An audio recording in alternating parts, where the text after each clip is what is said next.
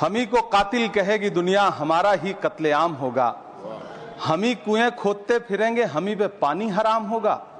सभापति महोदय, सन 1947 में दिल्ली की जामा मस्जिद की तारीखी सीढ़ियों पर खड़े होकर के भारत रत्न मौलाना अबुल कलाम आजाद साहब ने कहा था कि मुसलमानों कहां जा रहे हो, यह है तुम्हारा मुल्क, यहां तुम्हारे आबाओ अजदाद की कब्रें हैं।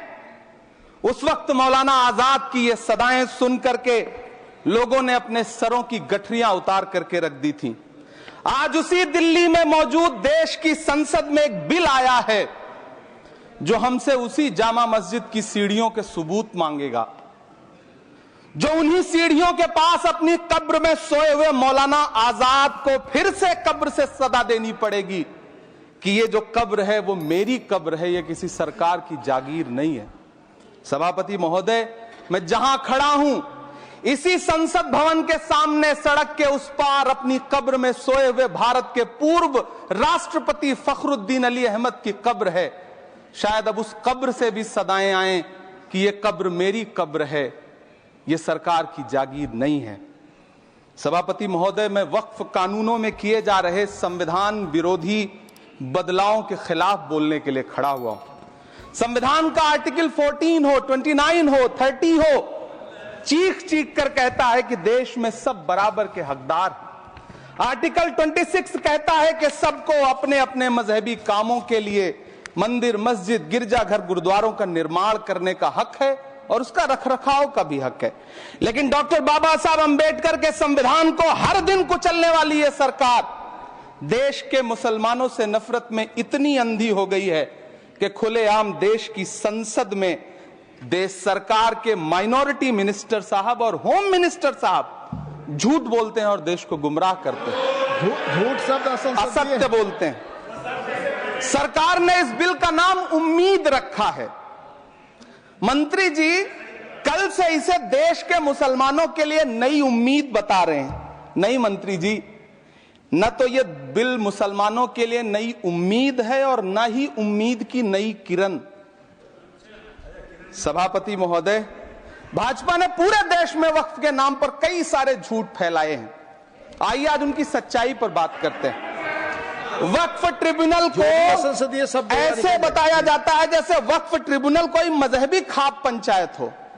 सभापति महोदय, जबकि सच्चाई यह है कि वक्फ ट्रिब्यूनल भी तो सरकारी न्यायिक विभाग है जिसमें सरकार द्वारा नियुक्त जज होते हैं, जिसमें प्रशासनिक अधिकारी होते हैं, कहीं ऊपर से थोड़ी आ गए।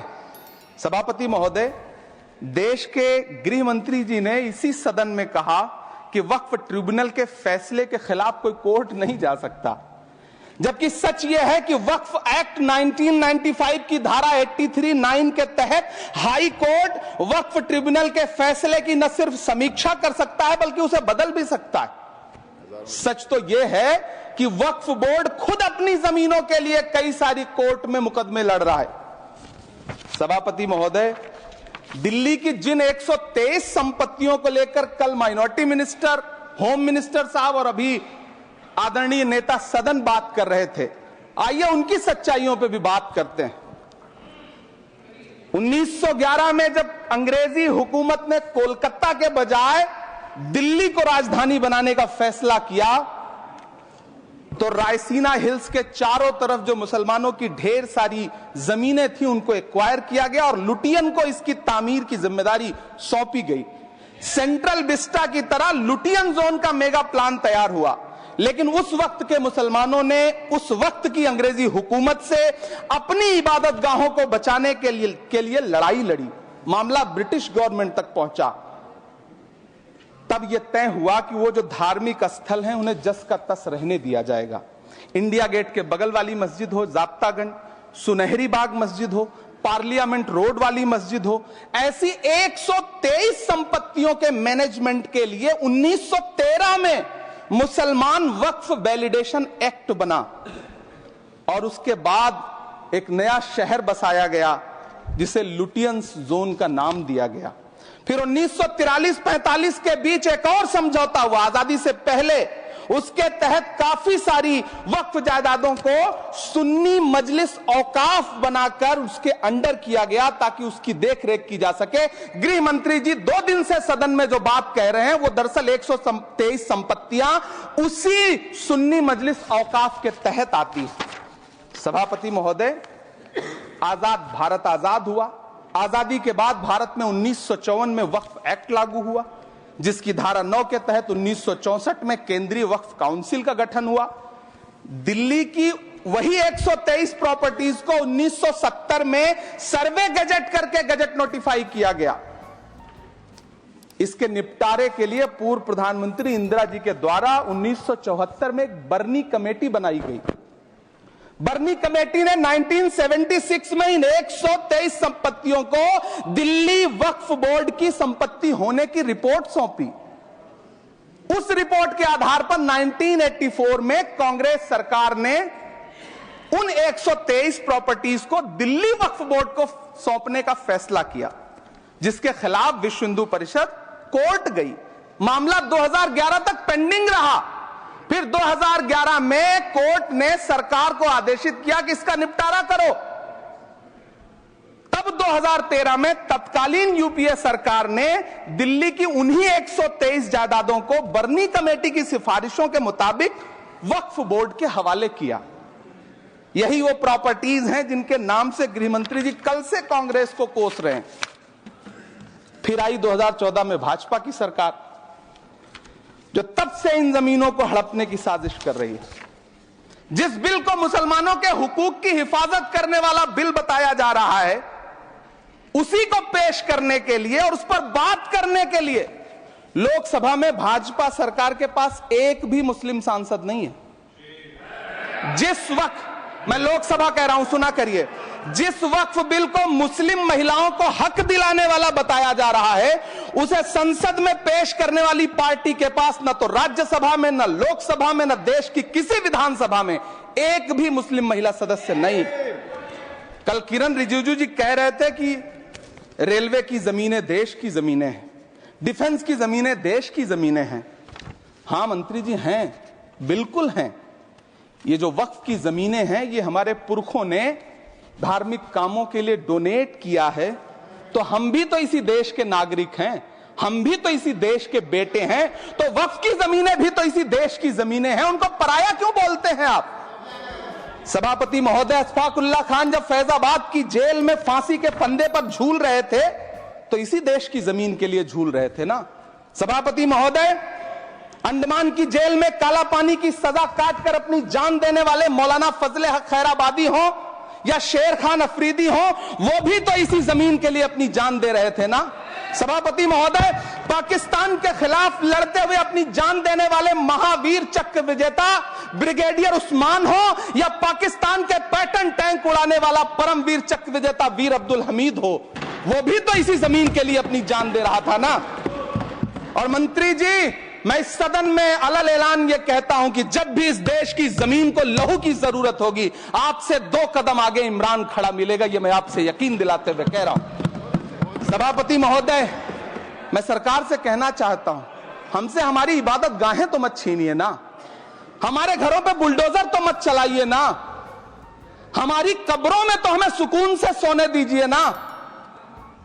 सभापति महोदय, माइनॉरिटी मिनिस्ट्री का बजट कट करके, मुस्लिम बच्चों की स्कॉलरशिप बंद करके अब सरकार कह रही है कि हम वक्फ की आमदनी से गरीब मुसलमानों का भला करेंगे। गुजरात की बेटी बिल्किस के बलात्कारियों की रिहाई के बाद उन्हें माला पहनाने वाली लोगों के नेता ये कह रहे हैं कि यह बिल मुस्लिम महिलाओं को उनका हक दिलाएगा। धन्यवाद मोदी जी, क्या बढ़िया सौगातें मोदी दे रहे हैं आप। पहले हमें गुजराते मोदी दिया, आप सौगातें मोदी दे रहे हैं। लेकिन यह सरकार इतना याद रखे कि इसी ठसक के साथ देश की संसद में सीए का कानून भी लाया गया था और कहा गया था बड़े बड़े भाषण देकर के कि पड़ोसी देशों से हिंदू भाइयों को ला करके यहां नागरिकता दी जाएगी। लेकिन मैं आपके संज्ञान में लाता हूं सर कि पिछले इतने दिनों में इनसे नागरिकता लेने के लिए 2000 व्यक्ति भी नहीं आए, जबकि इसके उलट इन्हीं की सरकार में पिछले 10 साल में 15 लाख से ज्यादा भारतीयों ने भारत की नागरिकता छोड़ करके दूसरे देश में जाकर के बस गए। यह हुआ उस कानून का अंजाम। सभापति महोदय, इसी तरह की जिद के साथ किसानों के खिलाफ भी कानून लाए गए थे। जिस तरह आज वक्फ के फायदे गिनाए जा रहे हैं, उसी तरह से किसानों को भी कृषि कानूनों के फायदे गिनाए गए थे। लेकिन अंजाम क्या हुआ? 700 किसानों की शहादत लेने के बाद सरकार को अन्नदाता किसानों के सामने घुटने टेकने पड़े और कृषि कानून वापस लेने पड़े। जिल्ले इलाही, जमहूरियत जो है वो नफरत और ठसक से नहीं चलती है, अकड़ से नहीं चलती है। उसमें सबकी हिस्सेदारी जरूरी है। कल देश के माइनॉरिटी मिनिस्टर ने लोकसभा में खड़े होकर एक शेर सुनाया था कि मुझसे कोई बदगुमान न हो, तो मैं उन्हें एक शेर सुनाना चाहता हूं कि मैं आज जद पे हूं तो इतना खुशगुमान न हो, मैं आज जद पे हूं तो इतना खुशगुमान न हो, चराग सबके बुझेंगे हवा किसी की नहीं। नीतीश कुमार जी हो, चंद्रबाबू नायडू जी हो, चिराग पासवान जी हो, जयंत चौधरी जी हो, देवे गौड़ा जी हो, जीतन राम मांझी जी हो, सबको समझना पड़ेगा कि जब जंगल में आग लगती है तो न वो बरगद बचते हैं जो हवा को आंधी में तब्दील करते हैं, न वो बांस बचते हैं जो आपसी रगड़ से चिंगारी पैदा करते हैं। सभापति महोदय, जब देश को मनमोहन सिंह साहब जैसा काबिल प्रधानमंत्री मिलता है तो देश को आरटीआई जैसा एक्ट मिलता है, सेज जैसा एक्ट मिलता है, मनरेगा जैसा एक्ट मिलता है, लिबरलाइजेशन मिलता है, राइट टू एजुकेशन मिलता है, नेशनल फूड सिक्योरिटी एक्ट मिलता है। लेकिन जब देश को सौगातें मोदी मिलती है तो क्या मिलता है? सीए मिलता है, फॉर्म्स लॉ मिलता है, आर्टिकल 370 मिलता है, इलेक्टोरल बॉन्ड जैसा एक्ट मिलता है और वक्फ अमेंडमेंट एक्ट जैसे बिल देश को मिलते हैं। मुझे तो अपने हमवतन भाइयों से पूछना है कि आपको अपने बच्चों की तरक्की, खुशहाली और नौकरी की दरकार है या फिर मुसलमानों की दान की गई जमीनों को लूटकर धन्ना सेठों को देने की साजिश करने वाले कानून की? सभापति महोदय, यह सरकार रात के 3 बजे तक पूरे देश को जगा करके संसद में अपने ही नागरिकों को नीचा दिखाने के लिए वक्फ बिल ला रही थी, तो उधर रात के 1:30 बजे अमेरिका हम पर 26% टैरिफ लगा रहा था। सरकार की प्राथमिकताएं देश को पता। सभापति महोदय, मैं बहुत भावुक हूं आज, और मुझे अच्छा लगा कि आदरणीय नेता सदन जगत प्रकाश नड्डा जी ने बहुत अच्छी बातें भी की, मन से बातें की। क्योंकि उनके नाम में प्रकाश जुड़ा है तो मैं उनमें हमेशा एक रोशनी की किरण देखता हूं। मैं उनके सामने बहुत अदब से यह बात कहना चाहता हूं कि चरागों के सफर में दबदबा हो आंधियों का तो फिर अंजाम जुल्मत के सिवा कुछ भी नहीं होगा। यह दुनिया नफरतों के आखिरी स्टेज पर है, इलाज इसका मोहब्बत के सिवा कुछ भी नहीं होगा। मैं भावुक हूं, मेरी पलकें गीली हैं। अगर देश की एक बहुत बड़ी आबादी को लगता है कि आप उसका भला करने के लिए नहीं बल्कि उनकी इबादतगाहों, उनकी कब्रिस्तानों, उनकी खानकाहों को बर्बाद करने का बिल ला रहे हैं, तो फिर आप अगर समझाने में नाकामयाब रहे हैं तो यह आपकी नाकामयाबी है। पहले समझाइए, उसके बाद कोई बिल लेकर के आइए, तब शायद हम आपका इतनी पुरजोर तरीके से विरोध ना करें।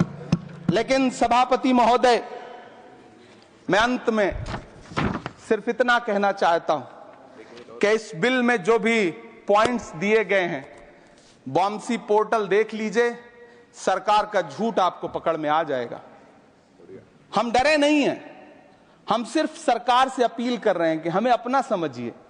हम आपके अपने हैं, इस देश के नागरिक हैं और आप ताकत में हैं। संख्या बल के आधार पर बिल हो सकता है आप पास करा ले, लेकिन आपको यह बात समझनी पड़ेगी कि हम तो वो तारीख हैं, जहनों में रहना है जिसे कागजी पुर्जे नहीं जो फाड़ डाले जाएंगे। जिस जमीन पर मैं खड़ा हूं यह मेरी पहचान है। आप आंधी हैं तो क्या मुझको उड़ा ले जाएंगे? आपको यह बात समझनी पड़ेगी। आपको अगर इतना विपक्ष की तरफ से पहले जेपीसी में इतने सारे पॉइंट्स आए और उसके बाद कल से लोकसभा में और राज्यसभा में सुझाव आप सुनने को तैयार नहीं है, लोगों की शंका को दूर करने के बारे में आप बिल्कुल सोच नहीं रहे, बस आप कह रहे हैं यह बिल उम्मीद की नई किरण है। नहीं साहब, इसे भले किरण जी लेके आए हैं, लेकिन ये उम्मीद की नहीं बल्कि नाउम्मीदी की किरण है। और इस देश की एक बहुत बड़ी आबादी इस बात से खदशे में है, शक में है कि आप सीधे उनकी जमीनों को लूट करके धन्ना सेठों को बेचना चाहते हैं। मेरी अब भी आपसे अपील है कि इस बिल को वापस लीजिए। यह बिल कहीं से आपके अपने नागरिकों के लिए अच्छा नहीं है। यह बिल सिर्फ इस देश के मुसलमानों को नीचा दिखाने का और अपने एक ऐसे मतदाता वर्ग को खुश करने का बिल है जिनको इस बिल के पास हो जाने से कुछ मिलेगा भी नहीं, लेकिन आप एक नैरेटिव देना चाहते हैं, एक मैसेज देना चाहते हैं। मेरी आपसे अपील है कि कृपया ये जो सबका साथ सबका विकास का नारा है, इस नारे को रत्ती भर तो चरित्रार्थ कर दीजिए। बहुत बहुत धन्यवाद।